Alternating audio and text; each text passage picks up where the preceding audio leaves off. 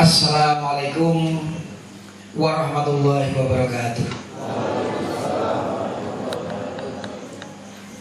Alhamdulillah, alhamdulillahilladzi hadana lihada wa ma kunna linahtadiya laula an hadana Allah.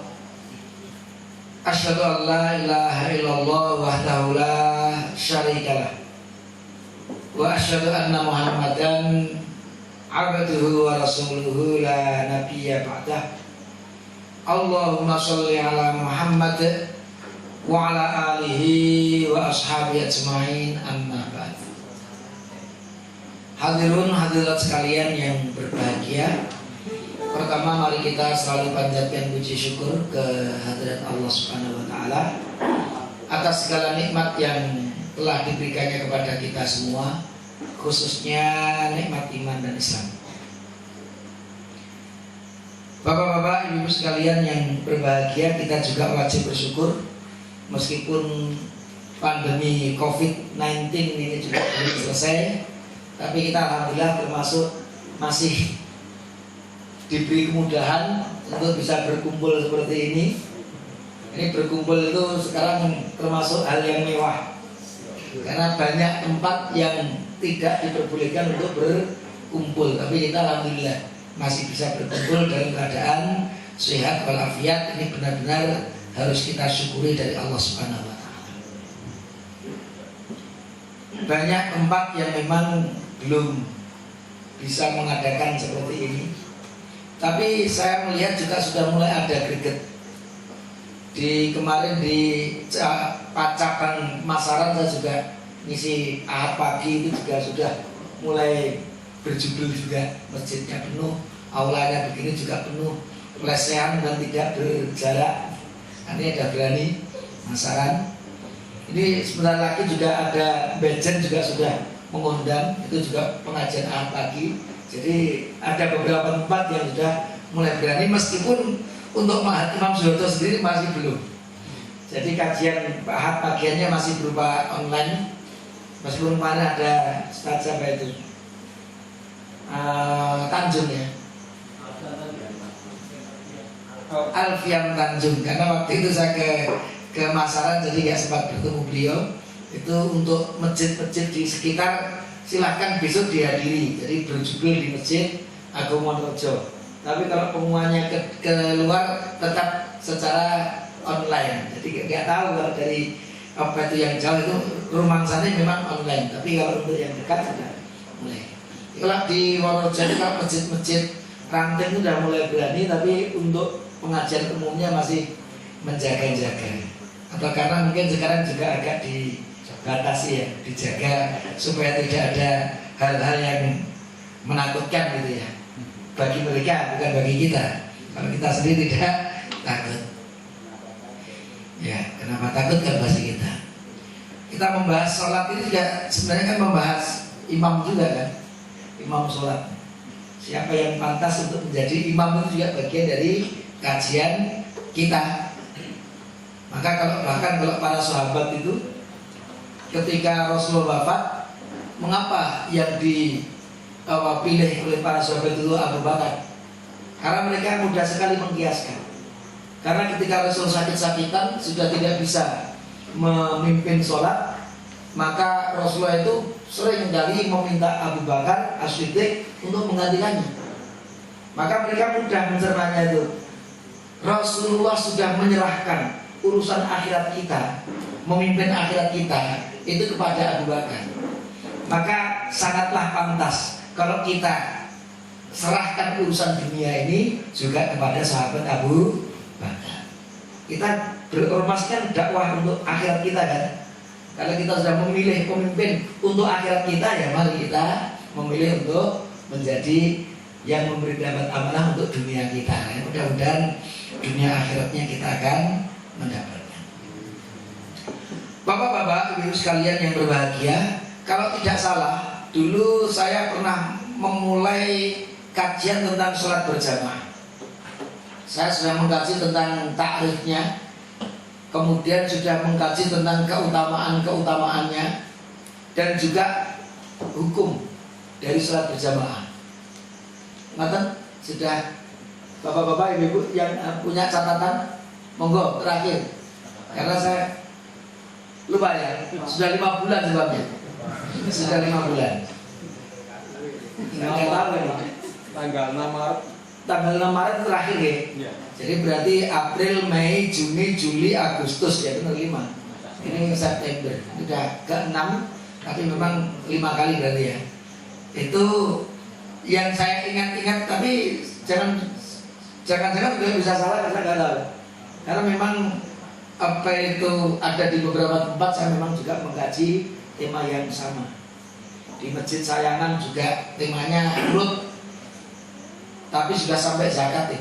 Ini sholat itu bertahun-tahun, tapi sekarang sudah sampai zakat. Di Masjid apa itu Agung Warojo juga dari Tohara juga sekarang sudah sampai zakat. Kalau kita masih posisi sholat, karena mungkin kemarin liburnya juga panjang, tapi nanti urut-urut gitu, kita urutkan satu persatu. Baik, anggap saja kita kemarin sudah membahas tentang sholatul jamaah, artinya sholat yang dilakukan secara berjamaah. Kemudian keutamaannya juga sudah kita lihat, umpamanya di antaranya hadis tentang kalau sholat berjamaah itu mendapatkan 27 derajat dan seterusnya. Kemudian terkait hukum secara singkat saja, karena saya merasa sudah pernah mengkaji di sini. Secara hukum para ulama kita memang berbeda pendapat.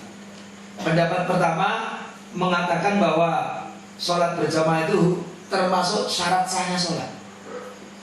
Karena dalam hadis disebutkan siapa yang mendengar panggilan sholat maka tidak ada sholat kecuali dengan berjamaah itu, mengikuti panggilan itu. Maka tanpa berjamaah maka sholat itu tidak sah. Jadi sholat berjamaah itu termasuk syarat sahnya sholat. Jadi dewi itu rasa. Tapi sebagian ulama mengatakan bahwa sholat berjamaah itu bukan bukan syarat sah, tapi sholat berjamaah itu hukumnya wajib, fardu ain. Jadi fardu ain. Nanti di antara dasar-dasarnya itu ya ada seorang yang buta, tidak punya penuntun, kan gitu kan? Datang kepada Rasul, "Wahai Rasul, saya itu buta, nggak punya penuntun. Berilah saya rukhsah untuk tidak berjamaah di masjid."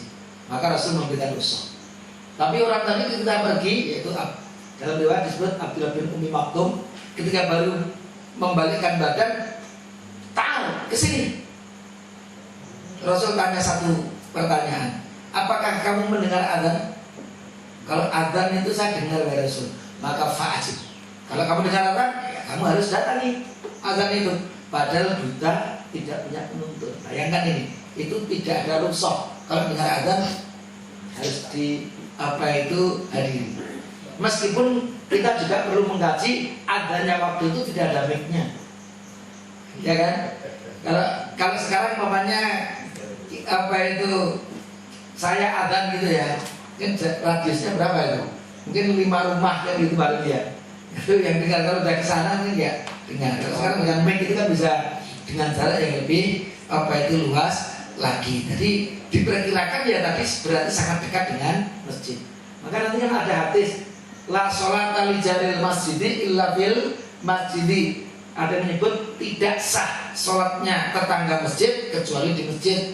Tapi la sholata ini juga ada yang mengkaji, bukan tidak sah, bukan sehatan, tapi kamalan, tidak sempurna sholatnya seseorang yang merupakan tetangganya masjid kecuali kalau dia sholatnya itu di masjid. Ini tetap ada kajian para ulama. Jadi yang kedua mengatakan wajib. Termasuk nanti yang dipakai dalil itu ayat-ayat tentang sholat khauf. Dalam peperangan pun masih diajarkan untuk setaranya sholat jadi perang ini. Dalam keadaan perang itu masih berjamaah. Maupun kita damai-damai seperti ini, seperti itu. Nah itu kesannya memang fardu ain. Pendapat yang ketiga bahwa sholat berjamaah itu bukan wajib, bukan syarat sah, tapi sunnah muakkadah, kesunahan yang selalu dilakukan oleh Rasulullah Shallallahu Alaihi Wasallam. Di antara dalil yang dipakai biasanya sholatul jama'ati tafdulu sholatul fardhi bisab'in wa asrina darajah. Sholat berjamaah itu lebih utama dari sendirian dengan 27 derajat. Artinya apa? Nek sholat berjamaah 27 derajat. Kalau sholat sendirian ya 1 derajat, 1/27 kan. Ada dapat 1 itu ada pahalanya enggak? Ada pahalanya. Kalau ada pahalanya berarti sah enggak? Berarti sah. Berarti hukumnya wajib enggak? Tidak.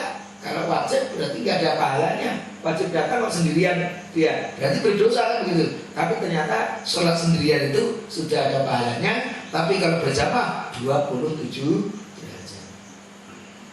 Dengan kalau ditanyai ini memilih yang mana nih pendapatnya ini? Enak dewe yang terakhir ya. Enak dewe terakhir ini. Ini sunnah muakkadah. Kalau saya ditanyai pendapat yang kuat itu yang mana? Saya menguatkan pendapat yang keempat. Nah, belum saya sebutkan. Pendapat yang keempat. Jadi hukum sholat jamaah itu bukan syarat sah, bukan wajib ain, bukan sunnah muakkadah, tapi wajib kifayah. Fardu kifayah. Fardu kifayah itu artinya kalau sebagian umat Islam ada yang sudah berjamaah, maka yang lain gugur kewajiban itu. Tapi kalau umat Islam semuanya sepakat untuk tidak berjamaah, wes pokoknya kudu dhewe kabeh masjid kosong semuanya. Nah itu tanpa ada usul maksudnya ini dikosongi kabeh kan gitu. Itu maka ya sudah menyelisih sunnah Rasulullah Sallallahu Alaihi Wasallam. Karena Rasul tidak pernah sekalipun ngosongke Masjid Nabawi itu dari sholat berjamaah. Ini menunjukkan betapa kuatnya. Itu maka saya sampaikan yang pas itu kelihatannya ya memang fardu tapi kifayah. Kalau masih ada masjid-masjid yang di sana ada jamaah, alhamdulillah. Dengan adanya masjid-masjid yang di sana ada saudara kita yang berjamaah, berarti gugurlah kewajiban jamaah itu untuk yang lainnya. Maka kita perlu berterima kasih kepada saudara-saudara kita yang masih sholat berjamaah sehingga menggugurkan kewajiban kita di dalam sholat berjamaah itu ketika suatu saat kita sholatnya sendiri. Itulah kurang lebih yang terkait dengan perbedaan ulama mengenai wajibnya sholat berjamaah. Nah, tema yang kedua tentang sholat berjamaah itu terkait dengan batas minimal. Kita semuanya tentunya sudah tahu terkait dengan batas. Dulu ya sampai itu. Oh sampai sini. Sampai sini belum selesai ya. Kita ulas sedikit kalau begitu. Batas minimal sholat berjamaah. Sholatul rajuli ma'ar rajuli azka min sholatihi wahdahu. Sholatnya seseorang dengan orang lain, berarti seseorang dengan orang lain itu berdua. Azka. Azka itu memang memiliki arti yang banyak. Az-zakat, sebenarnya dari kata az-zakat. Az-zakat itu punya makna bersih, suci, tumbuh, berkembang, kan itu. Baik, ya, termasuk baik. Itu juga mana as-sholat, az-zakat, as-sholat, az-zakat at-tuhru, az-zakat an-nama, kan gitu. Itu zakat itu tumbuh, berkembang. Dan salah satu maknanya adalah as-sholat atau baik. Maka aska di sini yang lebih kuat maknanya lebih baik. Aska di sini lebih baik. Min sholatihi wahdahu, dari sholatnya sendirian. Jadi lebih baik. Arti lebih baik itu berarti lebih besar pahalanya. Wa sholatuhu ma'ar rajulain, dan sholatnya dengan dua orang berarti bertiga ini. Aska itu lebih baik min sholatihi ma'ar rajul, dari sholatnya dengan satu orang. Bertiga itu lebih baik dari berdua. Wa ma kana aktsara fa wa ahabbu ilallahi azza wa jalla, dan setiap semakin banyak jamaahnya maka semakin dicintai oleh Allah. Ternyata kuantitas jumlah jamaah ini juga semakin membesarkan apa itu pahala dari sholat kita. Jadi 27 berdua itu udah 27 derajat. Ini mungkin tipis. Yang lebih tebal lagi bertiga, berlima lebih tebal lagi. Kalau 100, 200 semakin tebal lagi itu. Apa itu berbobot lagi 27 derajatnya itu. Maka dari sini memang ketika kita memilih masjid itu masjid yang paling besar jamaahnya. Dan memang kesannya sebenarnya umat Islam itu tidak perlu memperbanyak masjid. Masjid itu lebih sedikit lebih baik, tapi mencukupi untuk masyarakatnya. Itu sedikit tapi satu tapi udah untuk semuanya itu lebih baik daripada dua. Bahkan di dalam kehidupan Rasul dulu ketika ada masjid yang berdiri di samping Masjid Nabawi itu kan kita kenal dengan Masjid Dirar itu. Itu yang mendirikan memang orang munafik yang tujuannya untuk memecah umat Islam. Waktu itu tujuannya baik sekali, ini untuk menampung wahai Rasul yang jauh-jauh dari situ nanti biar sholatnya dekat di sini. Waktu itu begitu. Tapi tujuannya untuk memecah. Rasul pun waktu itu diminta untuk namanya apa istilahnya? Ya meresmikan. Diminta untuk meresmikan masjid itu. Rasul menyanggupi, insya Allah. Tapi waktu itu Rasul sedang berperang. Pergi dulu berperang, tapi pulang dari peperangan Rasul mendapatkan berita dari malaikat tentang tujuan orang-orang itu mengapa membangun itu. Maka begitu Rasul mendengar tujuannya, maka Rasul memerintahkan untuk menyelesaikan yang namanya Masjid Dirar itu. Tidak boleh ada Masjid Dirar. Itu kalau Rasul bisikan dari malaikat jelas. Wallahu a'lam bishawab. Bapak-bapak, ya memang kesannya begitu. Jadi kalau umpamanya kadang-kadang itu setiap RT itu punya atau RT itu ada beberapa masjid atau langgar, itu yang kok jamaah itu 10 kan itu kan. Coba itu kalau dikumpulkan dalam satu masjid itu, lebarannya setiap hari kita itu. Tidak perlu menunggu sholat Idul Fitri dan Idul Adha itu. Kita lebaran setiap saat apa? Kita ngumpul di masjid berjamaah luar biasa. Ini terkait dengan penyatuan umat. Tapi bukan berarti ketika ada takbiran itu tidak sah, tidak. Di sini kita sebut afdol atau azka itu lebih baik. Nah, sehingga ya tetap lebih baik dari sholat sendirian. Tapi ada yang lebih baik lagi kalau jamaahnya semakin lebih banyak. Maka kalau kita diminta milih, nah ini masjid itu biasanya jamaah grup itu grup 10 tak nambah sidik, jadi begitu. Tapi di sana 200 itu jamaah melu sih masjid yang oke. Karena insya Allah fadilahnya lebih utama. Nanti kalau punya visi seperti itu, mudah-mudahan nanti masjid-masjid kita itu penuh semuanya. Sehingga kajian-kajiannya juga bisa marak, penyatuan umat juga semakin mudah. Bapak-bapak, ibu sekalian yang berbahagia, hadis yang kedua. Ini juga menunjukkan bahwa berdua itu sudah cukup untuk sholat berjamaah. Di dalam hadis riwayat Bukhari dari Malik bin Al-Huwairith berkata, ada 2 orang yang mendatangi Rasul. 2 orang itu yuridan safar. 2 orang itu ingin melakukan perjalanan jauh. Kira-kira Rasul dari Solo ke Jakarta gitu, mau ke Jakarta Rasul, perjalanan jauh dari Madinah menuju Mekah. Maka Rasul berpesan kepada 2 orang yang dalam perjalanan itu tadi, idza antuma, apabila kalian berdua kharajtuma, nanti sudah keluar di dalam perjalanan sana, fa'adzina, kalau nanti masuk waktu sholat hendaknya ada, summa aqima, dirikanlah qomati, summa liya ummakuma akbarukuma, dan hendaknya nanti yang lebih tua dari kalian itu mengimami kalian.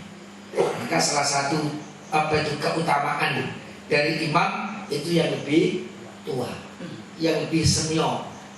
Tapi apakah ini keutamaan yang pertama? Dan nanti akan kita kaji juga. Kita akan nanti di penghujung tema tentang sholat berjamaah itu pertama siapa yang berhak atau pantas menjadi imam dulu. Siapa yang berhak? Karena ada kriterianya. Nah, setelah kriteria pertama terpenuhi, nanti siapa yang lebih utama. Ketika kriteria itu ada semuanya. Dari sini semuanya kalau dilihat kriteria menjadi imam, sudah cukup semuanya. Nah, karena sudah cukup semuanya, siapa yang lebih utama? Nah, nanti ada tingkatan itu. Kriterianya dulu, kalau semuanya masuk kriteria, siapa yang lebih utama di antara mereka? Itu juga akan kita kaji, tapi pada waktunya nanti. Kita bersabar, satu persatu akan kita bahas. Yang ketiga, dari Abu Sa'id Al-Khudri, bahwasanya anna rajulan dakhalal masjidah, ada seseorang yang masuk ke masjid. Wa qad shalla Rasulullah sallallahu alaihi wasallam bi ashabi, dan Rasul sudah selesai sholat berjamaah dengan para sahabatnya. Jadi sudah sholat jamaah rampung, kira-kira ada yang zikir, ada yang udah ngobrol begitu. Tahu-tahu ada seseorang yang datang. Apa sabda Rasul? Man yatasaddaqu ala hadza, siapa yang mau bersedekah kepada orang itu? Fa yusalli ma'ahu, kalau dia mau bersedekah, dia hendaknya sholat bersamanya. Faqama rajulun minal qaum, maka dari rombongan Rasul tadi yang sudah sholat tadi, maka ada seseorang yang berdiri, fasalla ma'ahu, dan sholat bersamanya. Jadi satu orang yang datang terlambat sholat serampung, nah, ini sholat berjamaah. Siapa yang mau bersedekah?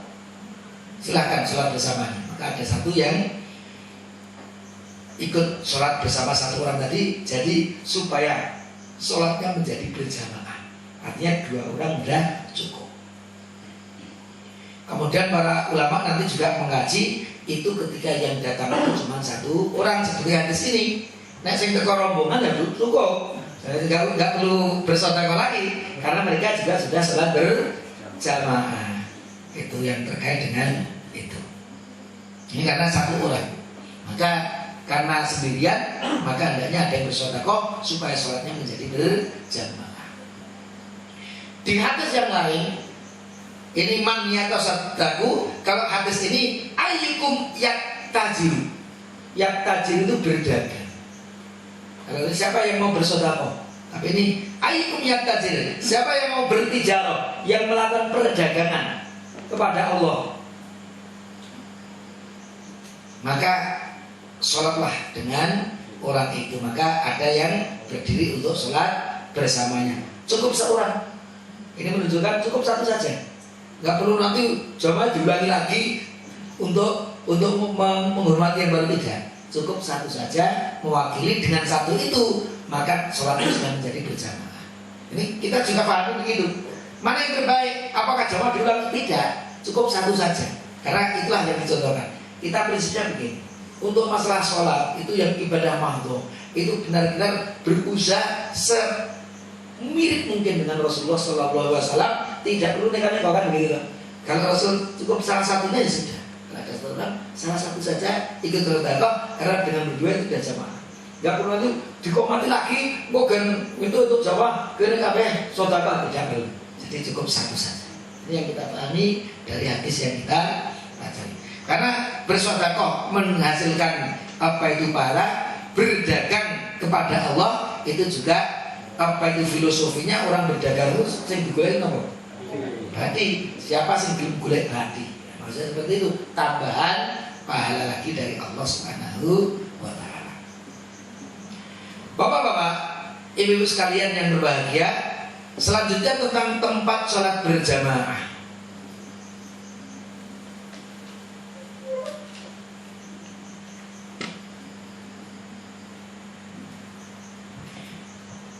Prinsipnya, di mana saja asalkan suci itu bisa dijadikan untuk sholat, maka berjamaah pun juga pantas.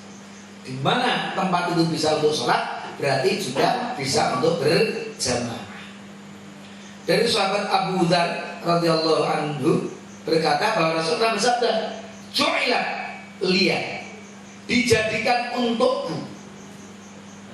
Jadi untuk Nabi Muhammad, artinya juga untuk umatnya Nabi Muhammad Sallallahu Alaihi Wasallam.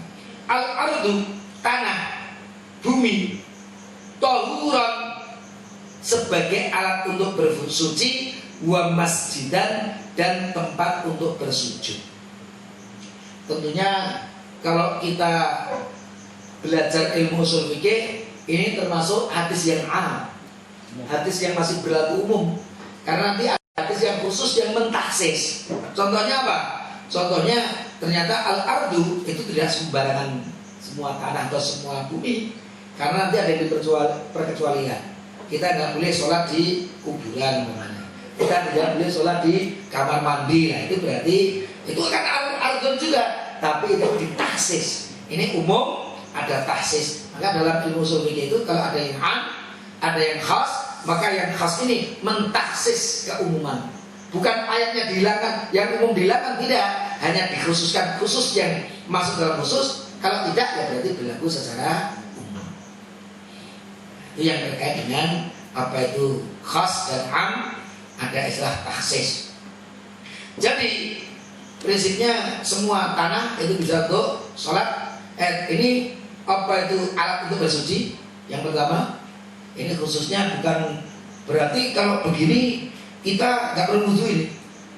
Apa itu tanah itu untuk tayamum aja? Karena dalilnya ini. Nah, tidak. Ini tentunya tayamum ketika tidak bisa berwudhu, maka tanah itu juga bisa dijadikan alat untuk bersuci. Masjid dan tempat untuk sujud. Nah, masjid tempat untuk sujud. Saja sujud itu nanti kalau tempatnya itu isim tempatnya masjid. Maka masjid di sini sebenarnya lebih umum, tidak bangunan yang megah yang kita bayangkan itu tidak. Itu masjid ini ya tempat untuk sujud. Meskipun itu padang ilalang, tapi juga masjid. Ini makna dari hadis ini. Ini juga sama. Juliat lil ardu masjidah wa tahura. Ai nama adraka rajulun min ummati sholat. Maka di mana saja umatku mendapatkan sholat, artinya masuk waktu sholat, masuk waktu zuhur, dimanapun kamu berada, sholat jadi. Karena setiap bumi Allah itu tempat bisa kita untuk bersujud, masjid kita itu. Nah, itu yang dimaksud umum seperti ini. Ini yang menarik, hadis yang diriwayatkan oleh Imam An-Nasai. Ini bapak-bapak, ibu-ibu, ceritanya ada dua sahabat yang waktu itu di Masjid Al-Khaif, ketika Rasul mengimami sholat fajar di Masjid Al-Khaif itu, ternyata ada dua orang yang tidak ikut sholat. Idza huwa birajulaini fi akhiril qaum. Ada dua orang yang mojok di belakang. Lam yusalli ma'ahu, keduanya tadi tidak ikut berjamaah, sholat berjamaah bersama Rasul. Jadi Rasul mengimami sholat di masjid, dua orang duduk-duduk di belakang. Maka Rasul panggil, alayya bihima, tolong dua orang itu segera bawa ke saya. Maka segera dipanggil untuk datang kepada Rasul. Lalu apa sabda Rasul? Bertanya kepada dua orang tadi, ma mana'akuma an tusolliya ma'an. Kalian berdua, apa yang menghalangi kalian berdua untuk sholat bersama dengan kami? Ada jamaah banyak sekali tadi.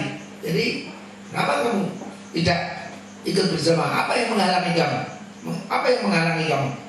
Kala dua orang tadi ternyata menjawab, ya Rasulullah, wahai Rasul, inna qad shalaina fi rihalina. Karena kita berdua tadi sudah sholat di rumah.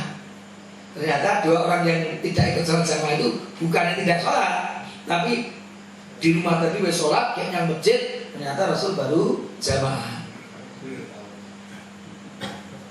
Apa itu ya tahu ya, nanti pengalaman. Nanti kasus di zaman Rasul juga ada. Lalu bagaimana? Apa itu keterangan Rasul yang menarik ini? Apa yang disampaikan oleh Rasul? Qala, Rasul bersabda, fala taf'ala, kamu jangan seperti itu. Jangan duduk-duduk di pojokan. Sementara kita berjamaah yang luar biasa ini sedang sholat, kok kamu tengok-tengok naik gunung berdua. Jangan, la fala taf'ala, kamu jangan melakukan seperti itu. Idza shallaituma fi rihalikuma, apabila kalian berdua sudah sholat di rumah kalian, summa ataituma masjidat jama'atin, kemudian kalian berdua mendatangi masjid yang di situ sholat berjamaah, fasholliya ma'am, maka hendaknya kamu tetap sholat bersama jamaah. Itu perintah Rasul. Kamu tetap sholat bersama jamaah itu. Fa innaha lakum nafilah. Karena kalau kamu sholat jamaah lagi itu nafilah, tambahan pahala bagimu. Karena tadi jamaah yang besar itu lebih utama dari berdua itu dan di masjid. Ini kita pahami kalau masjid utama umumnya diadani, diiqomati, kemudian jamaahnya itu dipimpin oleh imam masjid itu. Kalau kita jadi berdua sudah sholat, kita nunggu barisan ada pengajian. Ini apa sholat neng rumah gitu kira-kira, ikut berjamaah. Itu berarti berjamaah kita di masjid itu. Nah, untuk tambahan pahala untuk kita. Itulah yang diajarkan. Karena nafilah itu tentunya hukumnya juga bukan wajib. Artinya tengok-tengok tadi itu sudah sah juga. Maka Rasulullah juga tidak memerintahkan untuk mengulangi sholat, juga tidak. Karena sholatnya di rumah berdua tadi sudah sah. Tapi kalau kamu ingin dapat tambahan, ya lakukan. Jadi ini keutamaan. Karena ibadah sholat itu ya yang penting ada contoh. Maka kita ternyata itu lebih baik dari ini. Karena mengukurnya lebih baik itu dalil. Jadi kalau kita terkait dengan ibadah itu mengukur yang lebih utama lebih baik itu yang berdasarkan dalil-dalil yang jelas seperti ini. Bukan logika kita, tapi dalil itu lebih kuat. Kecuali nanti kalau tidak ada dalil, logika kita diperintahkan oleh Allah untuk membantu memahami dalil-dalil umum yang ada. Baik.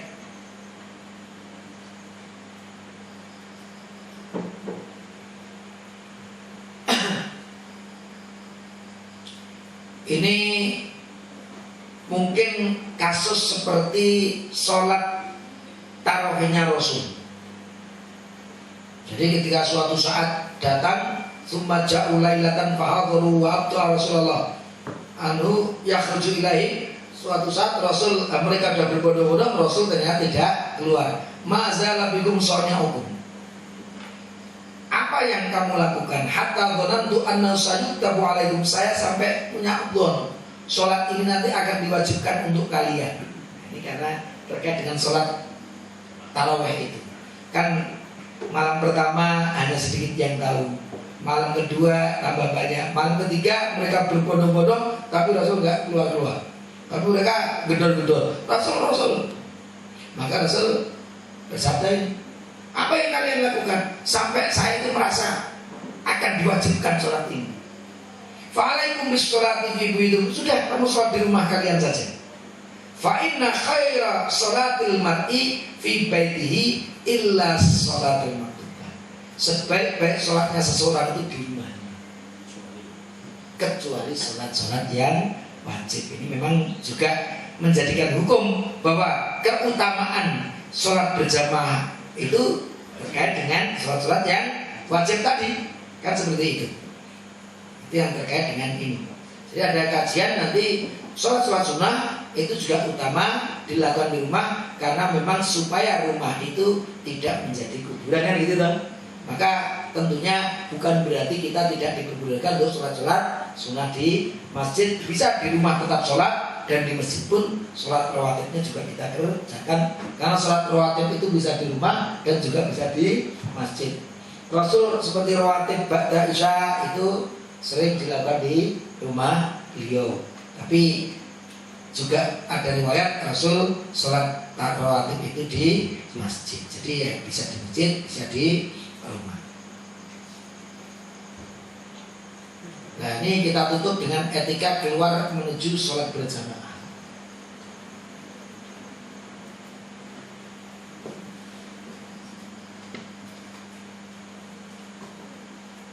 Etika itu kalau kita pahami sebenarnya ya norma-norma, aturan-aturan.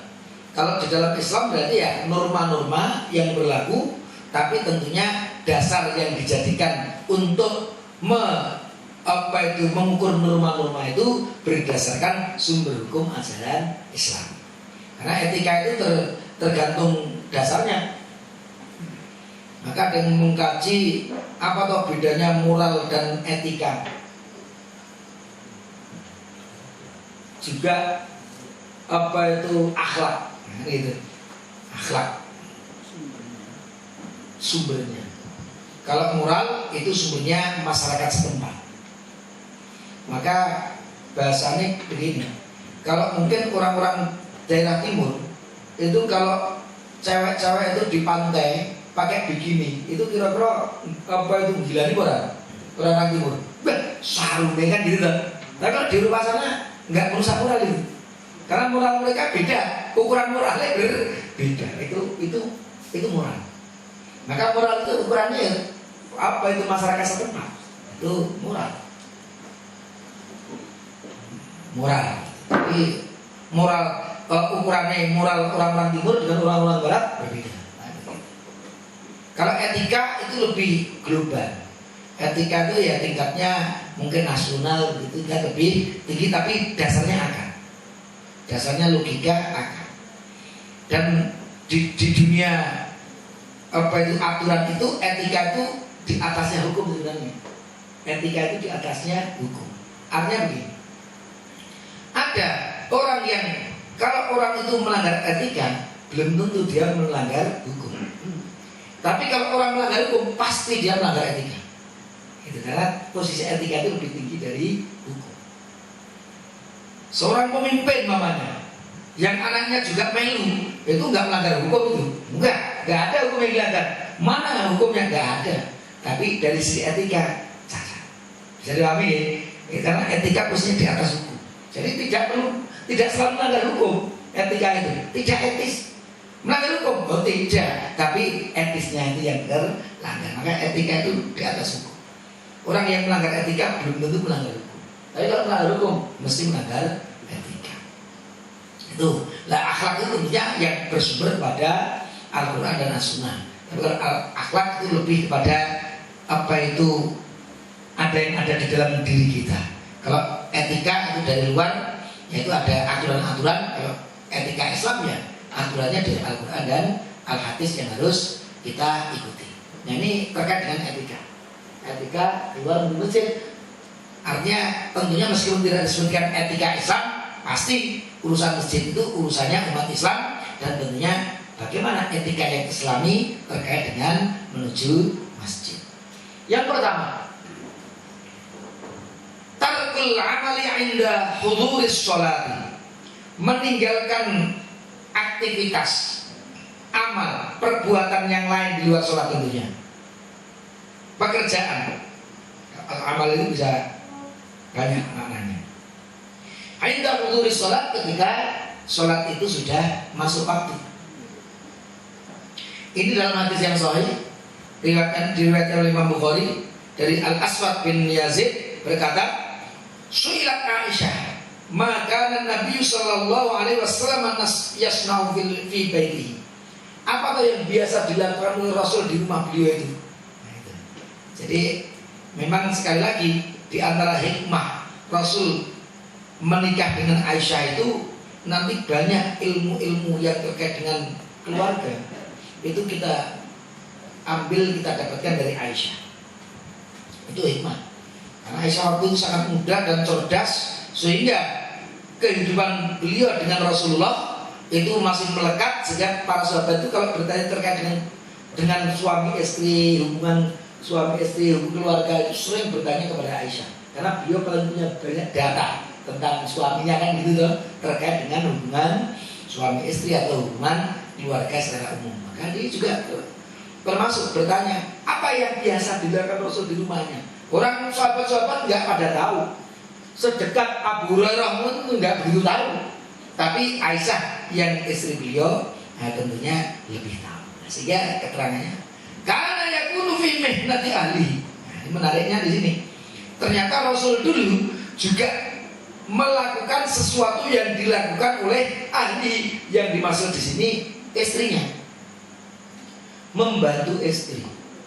Jadi kira-kira ya Rasul itu naik istri baru masak-masak ya melu masak, ngebul-ngebul ke rumah ikut membantu. Bukan dengan kamu dimarahin karena kerja, tapi membantu. Ini artinya apa? Karena aku lebih nanti ahli. Ini ilmu dari Rasul ini. Di mana Rasul? Itu membantu. Kira-kira kalau umpamanya istri sering nyapu, itu pas itu ya melu nyapu kan gitu. Nanti di rumah juga membantu pekerjaan keluarganya, khususnya istrinya. Itu Rasul ternyata tidak ungkang-ungkang tapi juga membantu. Nah, ini mari apa itu kita rubah cara berpikir kita. Karena kadang-kadang nyapu itu cewek, ini tidak harus cewek. Kita membantu itu ternyata juga tentunya ada pahalanya, tentunya meringankan orang lain, itu bagian dari membantu orang lain, apalagi keluarga kita, apalagi itu istri kita. Faidah hadaratis sholat. Tapi ketika Rasul bantu-bantu bojone nang baru mungkin baru sibuk masak, sibuk ini, begitu datang waktu sholat, kharaja sholat, langsung beliau bergegas. Ini artinya apa? Pekerjaan sesibuk apapun, begitu adzan beliau tinggalkan. Ini etika. Melanggar hukum nggak kalau seseorang itu tetap melanjutkan? Sebenarnya tadi hukumnya sholat saja. Ketika seseorang itu bisa sholat sendirian di rumah, ya berarti sebenarnya itu tidak wajib. Karena apa? Ya karena sholat sendirian di rumah sudah cukup, sudah ada pahalanya. Tapi kurang etis kepada Allah Subhanahu wa Ta'ala. Karena kondisi yang mudah, tidak ada udzur, mengapa kita tidak mencari apa itu yang lebih utama, yang itu juga diperintahkan oleh Allah Subhanahu wa Ta'ala. Ini lebih kepada etis memang. Jadi kalau melanjutnya ya apa-apa, tidak ada masalah. Dari sisi hukum tidak berdosa, berarti tidak.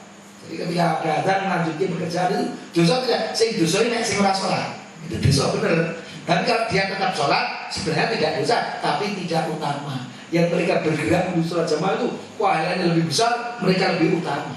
Tapi bukan berarti kemudian selihatnya berani merokok. Inilah yang kadang-kadang kita itu karena salah memahami, akhirnya kesannya nek ramuan rokok. Ya, itu juga bisa menyesatkan juga kan, bisa dijadikan salah tafsir.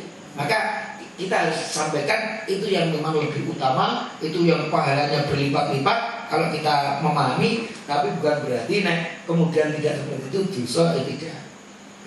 Atau dosa ya tidak dosa, tapi tidak utama. Yang utama tadi ada stop sih, salah sih. Itu yang lebih utama. Keutamaan itu etika. Yang kedua, at-tatahhur. At-tatahhur itu bersuci. Bersuci yang paling sempurna itu ya mandi. Mandi, membersihkan. Itu sebenarnya at-tatahhur itu kan ada wudhu, ada mandi kan gitu loh. Tapi ini umum. Bahasanya ini, nah, kita akan dikunjungi oleh orang yang sangat kita hormati lah. Karena dihormati tidak harus formal gitu ya. Kalau mungkin mendukung presiden, mungkin ada datang presiden, mungkin abisnya pengen tahu gitu. Sebelum presiden datang kan gitu loh. Labirnya saya ngapain dia apa lagi? Parfumnya apa lagi kan gitu. Waktu saya jangan sampai sing dihormati teko rong siap-siap. Jadi apa kewisin kan gitu loh. Ini etikanya di sini. Kita mau menghadap Allah itu tatahhur. Tatahhur itu ya paling sempurna itu nek umpamane kemeringket kayaknya yo. Terus ini etika. Bukan berarti kok iki badminton langsung sholat ya apa enggak ada masalah. Tapi ada yang lebih utama. Itulah manusia itu tidak bisa sempurna itu karena apa? Kita akan menyadari manusia itu sangat lemah. Kita tahu ada yang lebih utama, tapi seringkali kita tidak mampu untuk melakukan yang lebih utama itu. Maka kita tahu seperti itu, kita mestinya tidak sombong. Karena kadang-kadang kita itu merasa wes paling bersih, paling hebat, padahal dicacah ngoten niku. Banyak sekali sebenarnya kelemahan-kelemahan kita. Kalau kita melihat banyak kelemahan kita nggak akan mesti orang lain yang juga punya kelemahan, bisa saling menghargai. Itulah apa itu kita menyadari tidak selalu bisa sempurna seperti yang diinginkan oleh agama kita. Maka agama kita kan Islam disebut agama yang idealis sekaligus realistis. Itu kalau kita belajar filosofi. Karena saya juga mengajar filsafat hukum Islam juga. Di kampusnya mengajar filsafat hukum Islam. Ya dekat dengan ilmu ushul fikih juga. Filsafatnya tapi filsafat hukum Islam. Di antara apa itu keistimewaan Islam itu adalah agama yang idealis sekaligus agama yang realistis.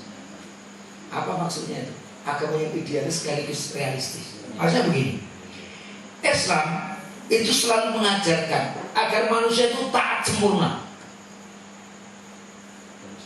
Taat sempurna. Semua yang diperintah Allah kerjakan semuanya. Jangankan yang wajib, yang sunnah kerjakan semuanya. Yang diharamkan termasuk yang dimakruh tinggalkan semuanya. Tapi kira-kira ada nggak manusia yang bisa menunggu? Nggak ada. nggak bisa kan? Nggak ada manusia yang bisa sehebat itu. Nah, maka Islam itu idealis. Perintahnya itu pasti minta manusia itu sempurna. Jadilah manusia yang sempurna. Kan gitu. Orang yang bertakwa itu kan sempurna sebagai manusia itu. Taatnya sempurna kepada Allah. Tapi kan aneh. Maka nanti ada istilahnya, ada hukum itu yang tidak wajib tapi sunnah. Diperintahkan nek ora dikerjain ya ora apa-apa. Iki ya kalaran ning nek tok tok kerjane apa-apa. Kan gitu. Ini kesunahan tok tinggalke ning ya ora dosa. Jadi ada muruna, ada rukhsah-rukhsah. Kenapa ada rukhsah? Mengapa ada keringan dalam Islam? Kalau raiso wudu ya tayamum, raiso ngadeg ya linggih, raiso linggih ya berbaring, raiso ya pakai umi, nek raiso ya disolatkan. Kan gitu kan? Kan apa itu? Mengapa Islam itu apa itu idealis tapi juga sekaligus realistis? Karena manusia itu makhluk yang lemah, maka Allah banyak memberikan toleransi kepada kita. Tapi tetap kita harus berfasabul khairat untuk menjadi yang terbaik. Yang ketiga, waktunya habis. Oh, kasih. Betul, 5 menit. Yang ketiga, rampungnya nanti 6 jam. Yang ketiga, al-masyu ilal masjidi bisakinatin wa adamil islam. Karena nanti termasuk etika ini ada khusus untuk wanita juga ada. Khusus bagi wanita terkait dengan sholat bersama, itu juga bagian kajian di situ ini. Nanti ya kita tambahkan 1 atau 2 gitu. Nanti kita masuk ke anak jawab saja. Al-masyu ilal masjidi bisakinatin. Kita berjalan menuju masjid bisakinatin dengan sakinah, tenang. Wa adamil isra ini semakna. Sakinah, adamil isra itu sakinah, tidak gusa-gusu, tidak tergesa-gesa, itu dengan tenang. Hatinya sahih diriwayatkan oleh Imam Bukhari dari Abdullah bin Abi Qatadah dari bapaknya berkata, bainama nahnu nusalli ma'an Nabi sallallahu alaihi wasallam. Ketika kami itu sholat bersama Nabi sallallahu alaihi wasallam, tiba-tiba ujug-ujug sampai jalabata rijalin falamma shalla qala ma sya'nukum qalu istajalna ila shalah. Ketika kita sedang sholat bersama Rasul itu mendengarkan apa itu suara terompah. Nah, kira-kira kalau kita suara terompah sendal itu apa? Dijenengi ribut. Teklak-teklaknya sendal kan gitu. Ada suara sendal. Artinya suara sendal itu kedengaran. Jadi kalau orang mana itu, oh itu sendal itu, sendal teklek. Nah di sini kan gitu. Kalau sendal lalu teklek kan ketahuan, oh gue sendal teklek. Baik. Falamma sholat, maka setelah Rasul selesai sholatnya, beliau bersabda, masya'nukum, kenapa kalian? Lutak, kira-kira gitu. Suara teklek itu tadi, terompah tadi. Qalu istajalna ila sholat Rasul. Tadi kami itu tergesa-gesa mengejar sholat berjamaah. Jadi mereka terlambat, Rasul dan Imam itu tergesa-gesa, duduk, kira-kira gitu. Mungkin bahasa kita nanti tangan ke sendal itu paling tidak duduk. Suara sikil Melayu. Maka Rasul bersabda, "Fala taf'alu, jangan kamu lakukan.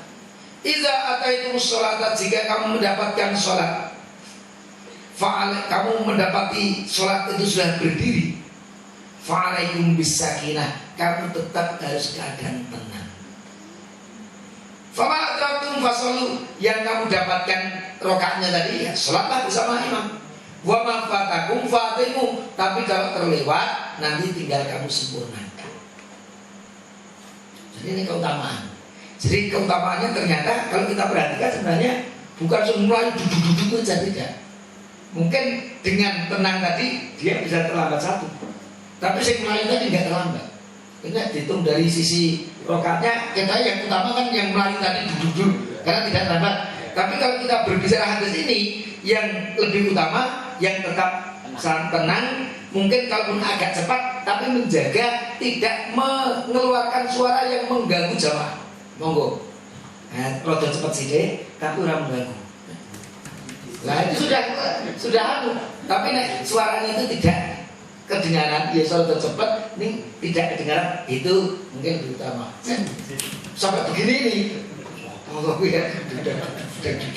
itu artinya yang seperti itu tidak lebih utama dari yang terlambat tadi.